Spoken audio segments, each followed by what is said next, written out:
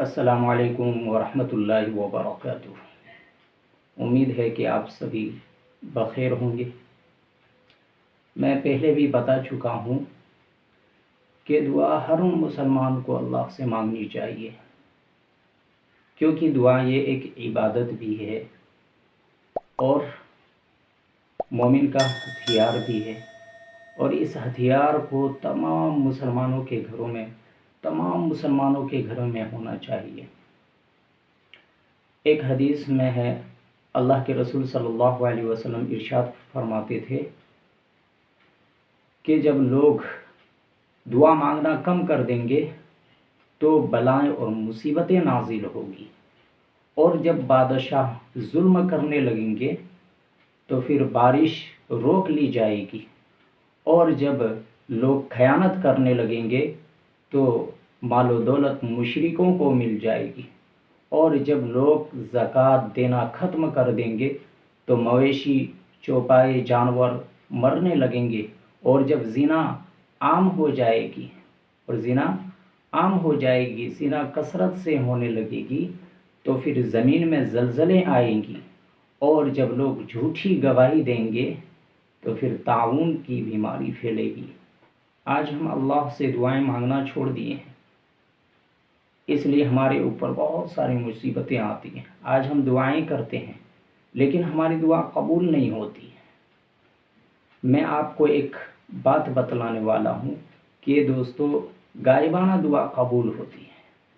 جو مسلمان بھائی اپنے مسلمان بھائی کے لیے دعا مانگتا ہے تو اللہ تعالیٰ وہ دعا قبول فرماتے ہیں۔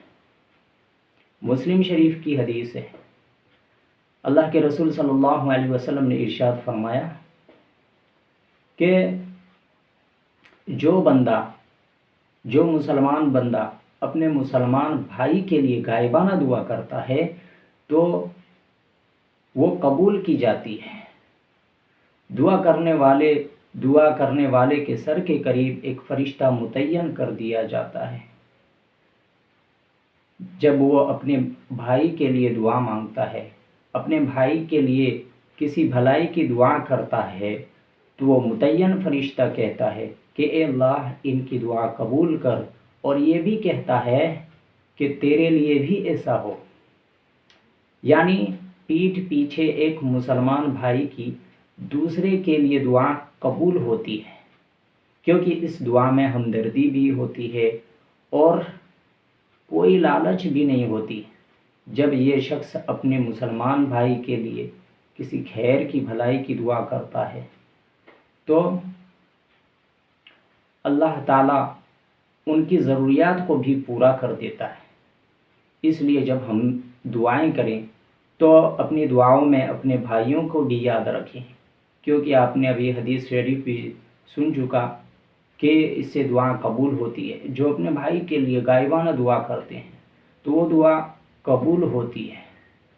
میرے عزیز بھائیوں، دعا ایک ایسی چیز ہے جس کے ذریعے سے ہم اپنی بلائیں اور مصیبتوں کو دور کر سکتے ہیں۔ اگر ہماری تقدیر میں کوئی مصیبت لکھی ہوئی ہو تو اگر ہم اللہ سے دعائیں کریں گے، اس سے ان کی حفاظت سے دعائیں کریں گے تو اللہ تعالیٰ ہماری دعا کو قبول فرمائیں گے اور ہمیں اس مصیبتوں اور پریشانیوں سے بچا لیں گے۔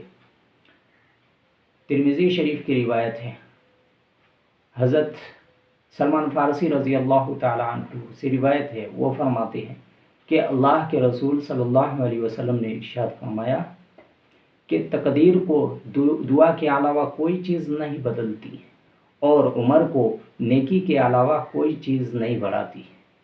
اس حدیث میں فرمایا کہ دعا کے ذریعے تقدیر کو بھی بدلی جا سکتی ہے، اور نیکی کرنے سے آدمی کی عمر بڑھتی ہے۔ تو یہاں ایک سوال ہوتا ہے کہ تقدیر کو تو کوئی چیز نہیں بدل سکتی، جو چیز اللہ نے تقدیر میں جس کی تقدیر میں لکھ دی ہے وہی ہو کر رہے گا، لیکن اس حدیث میں یہ کہا گیا کہ دعا سے تقدیر کو بھی بدل دیتی ہے۔ تو یہاں ایک بات سمجھنے کی یہاں ضرورت ہے، اس کو غور سے سنیں اور اچھی طرح سمجھیں کہ تقدیر کی دو قسمیں ہیں۔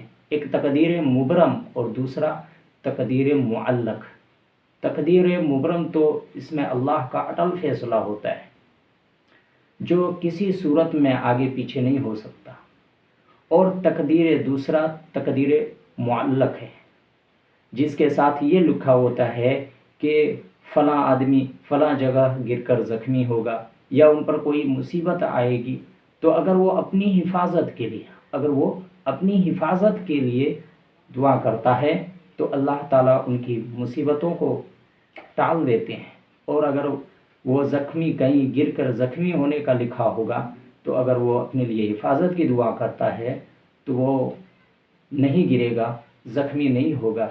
اس لیے ہمیں دعاؤں کا اہتمام کرنا چاہیے، اپنی مصیبتوں سے نجات کے لیے دعا کرنی چاہیے، اور بہت سی دعائیں کرتے رہنی چاہیے، کیونکہ اللہ تعالیٰ دعا کو قبول کرنے والے ہیں۔ اس لیے ہم جب بھی دعا کریں، اور پہلے بھی آپ نے حدیث سنی کہ جو بھی غائبانہ دعا کرتے ہیں تو اللہ تعالیٰ اس دعا کو قبول فرماتے ہیں۔ اس لیے ہم جب بھی دعا کریں تو اپنی دعاؤں میں اپنے مسلمان بھائیوں کی بھلائی کے لیے بھی دعا کریں، اللہ تعالیٰ اس کو قبول فرماتے ہیں۔ آپ لوگوں کو کوئی بات سمجھ میں نہ آئے تو آپ ضرور کمنٹ میں لکھ کر بتائیں، انشاءاللہ جہاں تک ہوگی میں پوری کوشش کروں گا اس کے جواب دینے کے لیے۔